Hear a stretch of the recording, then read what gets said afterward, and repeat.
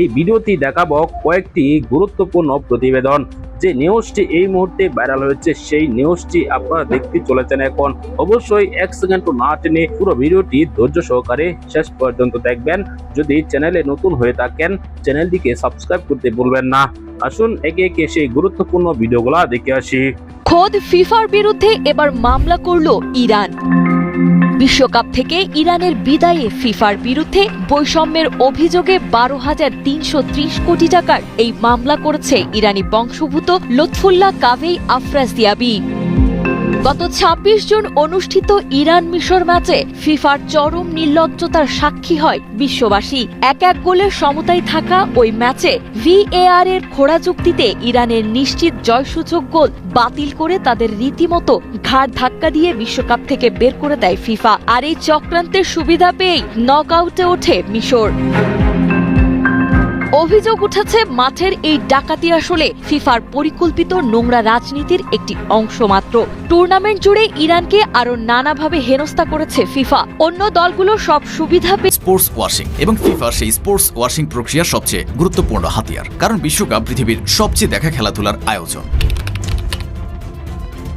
ইনফান্তিনোর ব্যক্তিগত জীবন থেকে শুরু করে প্রাতিষ্ঠানিক সিদ্ধান্ত বিতর্কে যেন তার নিত্যর সঙ্গী, ঠিক যেমন বিতর্কিত তার ফুটবল সংস্থা ফিফার হরেক রকম নীতি।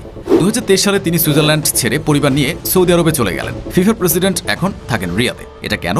সরকারিভাবে কোনো ব্যাখ্যা দেওয়া হয়নি, কিন্তু কয়েকটা যোগসূত্র আছে। প্রথমত, সৌদি আরব ফিফার সাথে একের পর এক বড় চুক্তি করছে। 2034 বিশ্বকাপ, সৌদি আরামকোর স্পন্সরশিপ, সৌদি ট্যুরিজম অথরিটির চুক্তি। প্রেসিডেন্ট সেখানে থাকলে সম্পর্ক নিবিড় থাকে।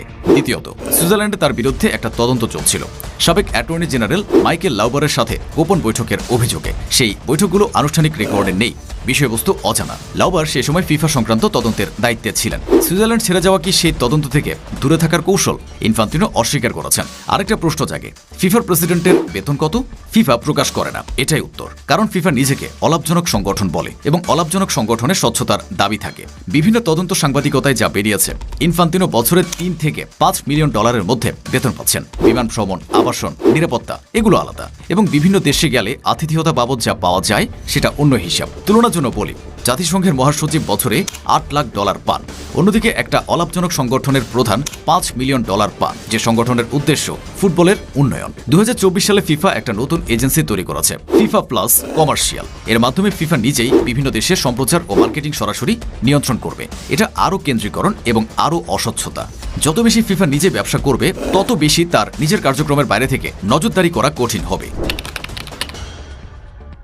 ইনফান্তিনোর সবচেয়ে বড় যুক্তি হল ফিফার অর্থ ছোট দেশগুলোর উন্নয়নে যাচ্ছে। ফিফা ফরওয়ার্ড প্রোগ্রাম, প্রতি সদস্য ফেডারেশন বছরে $5 বিলিয়ন পাবে উন্নয়নের জন্য। শুনতে চমৎকার। মোট সদস্য 211, গণনা করলে বছরে $1 বিলিয়ন বেশি। কিন্তু বাস্তবতা কি? অনেক দেশে এই অর্থ ফুটবল উন্নয়নে যায়নি। ফেডারেশনের কর্মকর্তাদের ব্যক্তিগত স্বার্থে ব্যবহৃত হয়েছে, কিন্তু কোনো জবাবদিহিতা নেই। কারণ ফিফা যদি জবাবদিহিতা চায়, তাহলে সেই ফেডারেশনের ভোট হারাবে। ভোট হারালে ক্ষমতা টিকে থাকবে না। তাই অর্থ দাও, কিন্তু প্রশ্ন।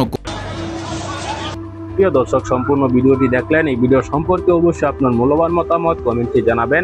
পরবর্তী নিউজগুলো সবার আগে পেতে অবশ্যই চ্যানেলটিকে সাবস্ক্রাইব করতে ভুলবেন না।